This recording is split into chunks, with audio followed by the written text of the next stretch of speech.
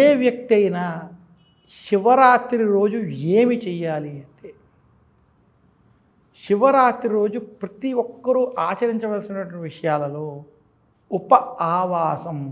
ఉప ఆవాసం అంటే కేవలం ఆహారాన్ని అది వదిలేయడం కాదు. ఆ రోజు భగవంతుడికి దగ్గరగా నివసించాలి అని అర్థం. భగవంతుడికి దగ్గరగా నివసించేటువంటి వారికి ఆహారం ఉండదు. వారు ఆహారం మీద వేరే ఇతర పని మీద దృష్టి సాధించకుండా శివుడి మీదే మనసు లగ్నం చేసి ఉంచాలని దాని అర్థం. శివరాత్రి రోజు జాగరణ వంటివి చేయాలి. జాగరణ అంటే సినిమాలు చూడడం, ఆఫీసు పనులు చేసుకోవడం, ఇది జాగరణలోకి రాదు అని తెలియజేస్తూ, శివరాత్రి రోజు విశేషించి సూర్యోదయానికి పూర్వము సూర్యోదయ సమయానికి లేచి ఇంటిని శుభ్రంగా పెట్టుకుని ఆ రోజు తలస్నానాన్ని ఆచరించి కొత్త బట్టలు వంటివి కట్టుకుని ఆ రోజు ఉదయం నుంచి సాయంత్రం వరకు రాత్రి వరకు శివారాధన చేయడం.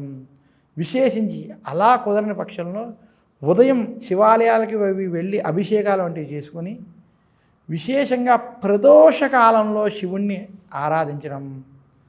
ప్రదోషకాలం అంటే సాయంత్రం పూట సమయం ఏదైతే ఉన్నదో ఆ సమయంలో, ఎందుకంటే ప్రదోషకాల సమయంలో శివపార్వతులు నాట్యం చేస్తూ ఉండగా దేవతలందరూ అక్కడే ఉంటారని శాస్త్రం. అలాంటి సమయంలో శివుని పూజించడం. ఇది కాకుండా శివరాత్రి రోజు విశేషించి లింగోద్భవ కాలం అంటే అర్ధరాత్రి 12 గంటల సమయంలో శివుని ప్రత్యేకంగా అభిషేకం అది చేసుకుని పూజించడం వల్ల శివుని యొక్క అనుగ్రహం కలుగుతుంది. ఈ శివరాత్రి రోజు ఎవరైతే ఇలా ఉపవాసాలు జాగరణ కూడా శివనామస్మరణతో, అలాగే బిల్వాష్టకం, చంద్రశేఖరాష్టకం, శివాష్టకం వంటివి చదువుకోవడం, అలాగే శివనామస్మరణ వంటివి చేయడం ఇలా ఆచరిస్తారో వారికి శివానుగ్రహం కలుగుతుందని.